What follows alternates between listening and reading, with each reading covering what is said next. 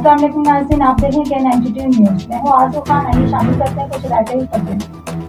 मजदूर इत्तेहाद labour union की अनथक मेहनत और मजदूर दोस्त पॉलिसी की वजह से आज गुलशन रोज के सब इंस्पेक्टर का एक दरीना मसला जो ईद उल अज़हा के मौके पर सब इंस्पेक्टरों लेबर ने दिलजमी से अपने शहर की सफाई सुथराई को यकीनी बनाने पर मेहनत की थी। इनकी मेहनत की 30% उजरत जो C K Chinese company Eid ul Azha पर ठेके लेने वाली ठेके की हठधर्मी सीके चाइना कंपनी वजह से अदा नहीं की गई। आज Sindh solid waste management board के कायम मकाम सेक्रेटरी और ईडी कराची तारिक अली निज़ामानी डायरेक्टर एस्ट फैज काजी की मौजूदगी में नेपा वर्कशॉप पर एक अहम मीटिंग की गई, जिसमें तारिक अली निज़ामानी ने सीके चाइना कंपनी के 2 महीने के बिल रोकने के अहकाम देते हुए कहा कि जब तक गुलशन जोन और जमशेद जोन के मजदूरों के बकिया जात अदा नहीं किए जाते, हम सीके चाइना कंपनी के बिल क्लियर नहीं करेंगे। इस मौके पर मजदूर इत्तेहाद लेबर यूनियन के सदर परवेज हबीब ने कहा, मजदूरों के हकूक की जंग है, जब तक हमारे हकूक हमें नहीं मिल जाते हमारी जिद्दोजहद जारी रहेगी।